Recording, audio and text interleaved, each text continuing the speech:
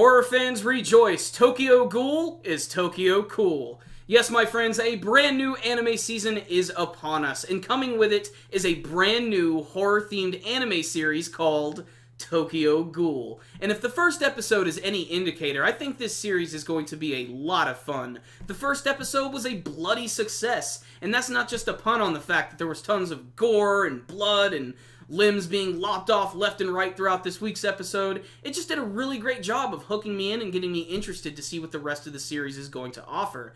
And what I loved most about it is how the episode actually opened up. Because if you're going to do a horror-themed anime show, you need to open up with something really nasty, memorable, macabre. And that's exactly what they did this week, my friends. The episode actually opens up in Tokyo, as the name of the series would imply, and there's this weird, creepy, naked woman with black eyes and these red veins coming out the side of her head, who's devouring all of these dead bodies. And she seems to be enjoying it a little too much. She's then joined by this other creepy guy who looks like Jason Voorhees about to go to the Roxbury nightclub, and he tries to attack her and try to steal these bodies to eat himself, but she makes a quick escape looking out over the Tokyo skyline, and that's how the episode actually opened up.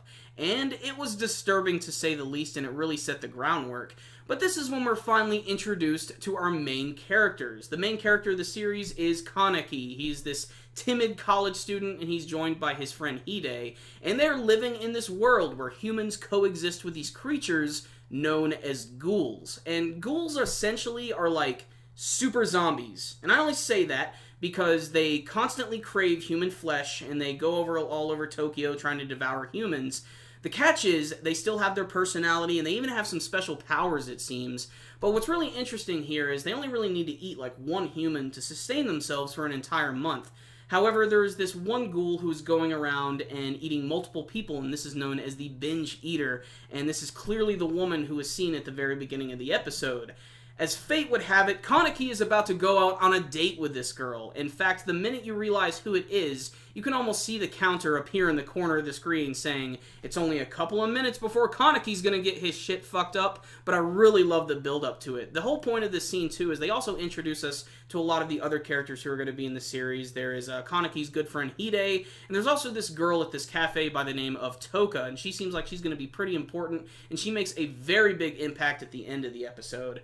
But as the episode's going on, you get to see they go on this date, and it gives us a nice little tour of the Tokyo nightlife.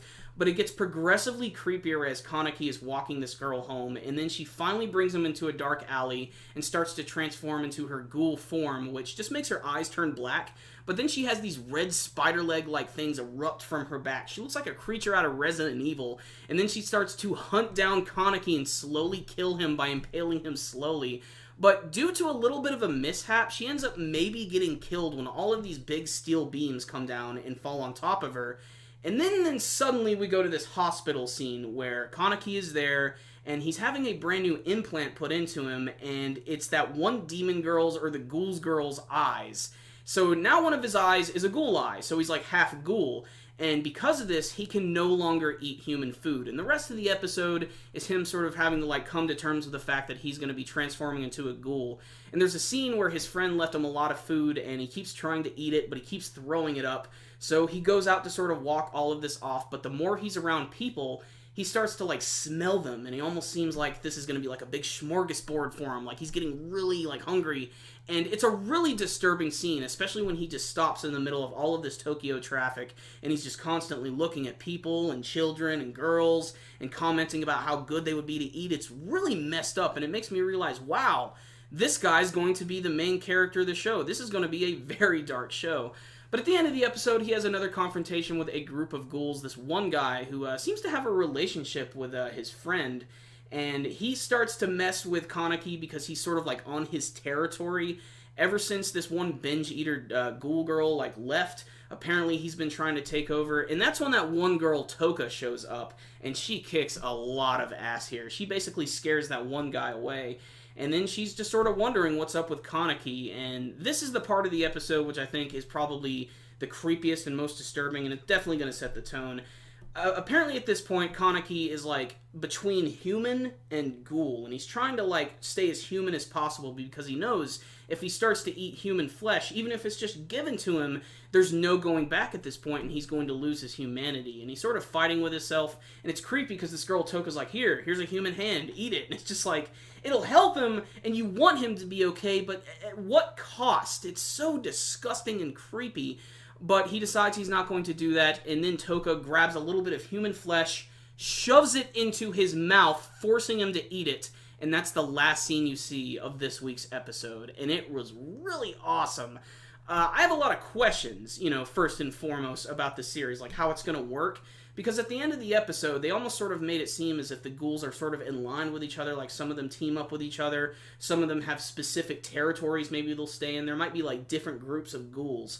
The other question is, like, where did the ghouls come from? Why are they such an accepted thing now in Tokyo?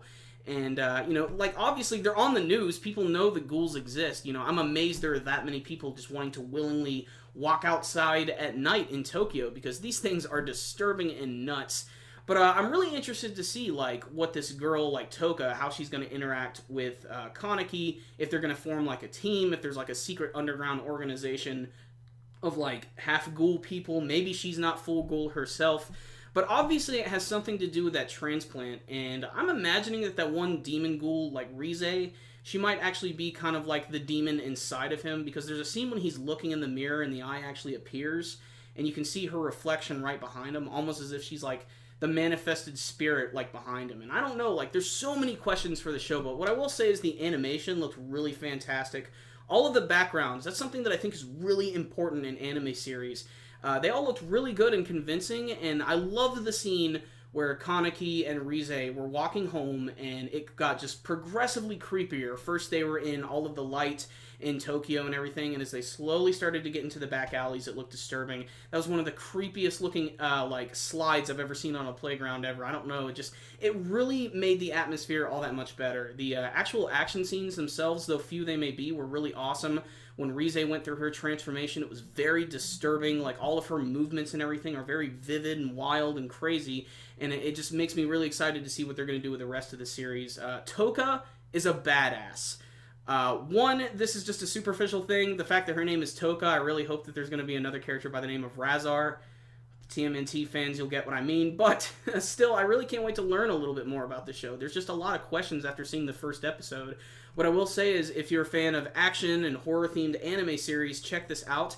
If you're not really into, like, blood or gore or any of that stuff, you might be kind of off-put by some of the stuff that's here. This is some pretty mature material, but it's a nice change of pace. It's something new, it's something different, and I like it. So I'm probably going to continue watching and maybe even reviewing the series, but first, I want to hear what you guys have to say about the series. If you guys had a series to watch the very first episode of Tokyo Ghoul, please tell me what you thought about it with your comments below. Did you have any favorite scenes from this week's episode? And what are your theories about the ghouls in general, like how they work and how their powers exist? Please tell me all your theories and what you hope to see from the rest of the series with your comments below. Remember, guys, before you leave, hit that like button so you can give the video a thumbs up. I'm sure you've heard this like a million times, but you can also subscribe to the channel. That's the best way to help us out and to watch our videos, of course. You can also check us out on Facebook and on Twitter. I'll put links to those in the description box below. So, guys, I will see you next time. Super Kami Guru 9000. Out.